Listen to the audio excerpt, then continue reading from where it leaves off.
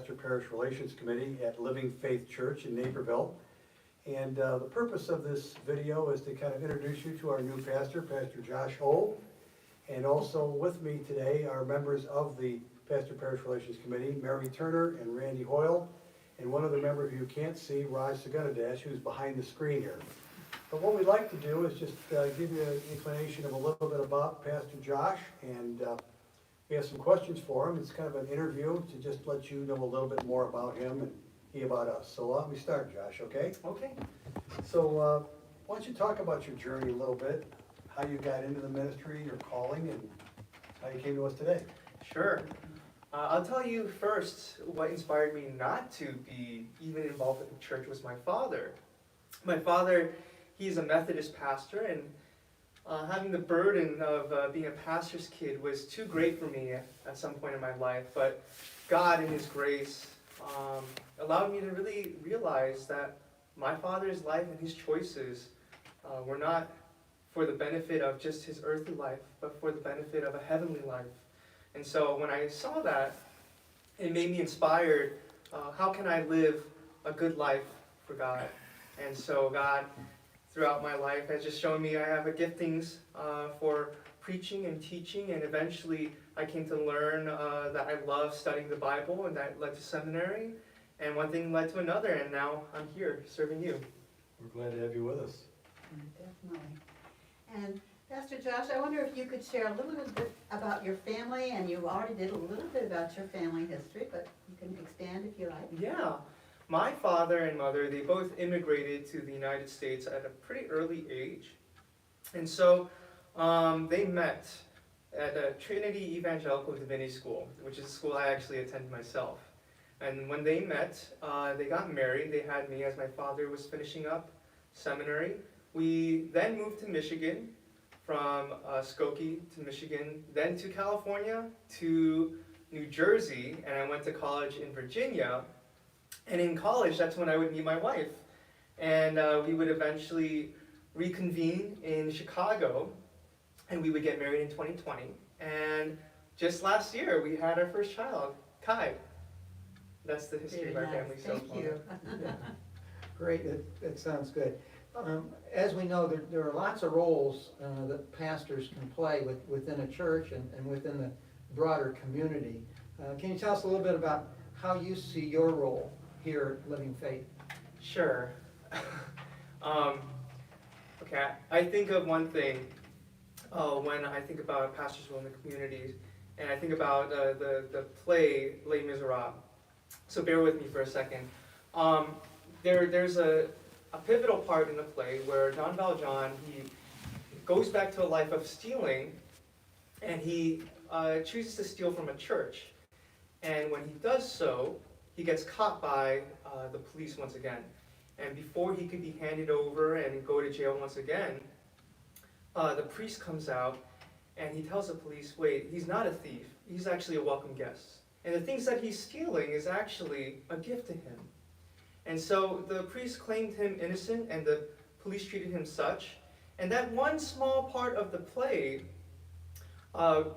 really jump-started the rest of the entire story of Les Miserables. And I see the role of the church as something similar. Even though we might have a small role to play, it's a very significant one. And it's a one that we ought to inspire people. We need to teach people about what is good and how God's light plays a role in their lives. And I believe that we ought to do our best as a church to show that within the community. It's a great play, too, by the way. Yes. Pick that up, though. Listen, as we move forward, how do you envision fostering a sense of community amongst members of our congregation? What are some of your thoughts on how to go about doing that? Yeah, the three greatest marks for a Christian is faith, hope, and the greatest of these is love, as Paul says. And even if you look in John chapter 21, that at the end of the gospel, when Jesus is with Peter again, what is the question that Jesus asks Peter? Peter, do you still love me? And so I take that as a signal that for the church, in order for us to be a functioning and working unified body, love ought to be at its core. Love for God and love for one another. And I think the only way we can bring a sense of belonging is if we practice that holy love in a biblical way. Right. Very, very nice. I have an easy, maybe easy one for you, and that is, what makes you laugh? These days, it's my son, Kai. He always makes me laugh. He always makes me smile these days. Maybe in the future, it might not be so much, but for now, it's definitely. And how old is he now? He's one, or sorry, not one. He's 3 months. 3 months. I'm jumping ahead. Fun time. Yes. Okay, you're joining us at our 1-year anniversary of Living Faith Church. And we have an established leadership group here that has helped to get us to this point. Can you give us some information about how you'll see yourself working with that group? Yeah. In the early parts of Moses' leadership of the Israelites, after they become free from captivity of Egypt, Moses is basically taking care of everything himself as the head honcho, as the main leader. And when Jethro comes by and he sees Moses practicing his style of leadership, Jethro says, "What you are doing is not good." And I think that's absolutely true for any leader that tries to do anything by themselves. And so where I'm going with this is that basically leaders within the church are necessary. I think God is very clear in the Bible that no one can do it by themselves. In fact, John Wesley says that Christianity, the faith, is a social religion. And so that makes me want to practice good unity, communication, and thoughtfulness towards the leadership and the rest of the people of this church. Great.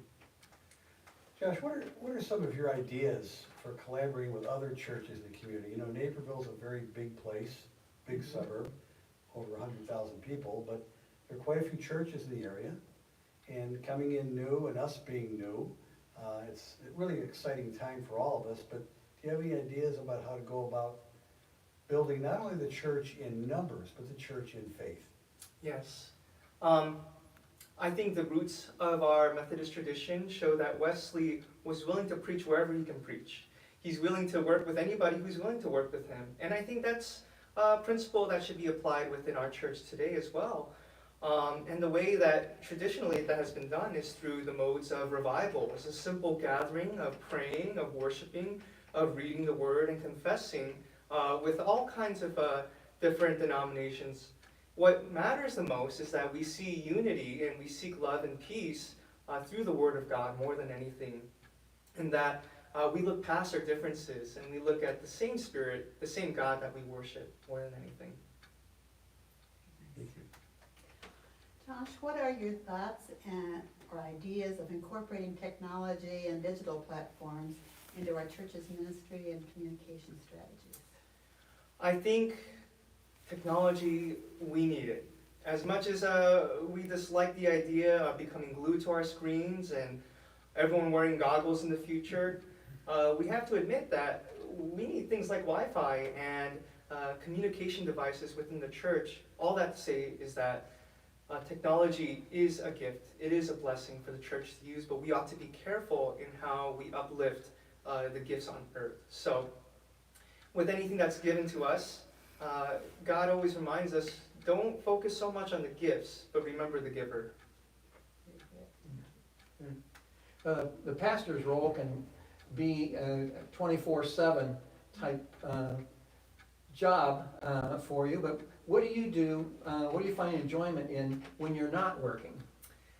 Yeah, I usually find myself walking a lot with my family, with my dog. We have a dog named Lawrence, and we'll take even our son Kai when the weather is nice like today. We'll go walking, and then my wife and I, we love watching movies as much as we can. Not so much right now with the baby.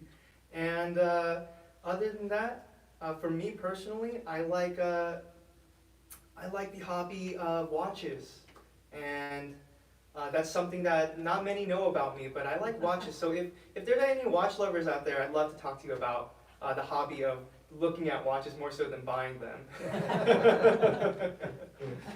Well, with that transition, watches, why don't we move to, we're closing this interview.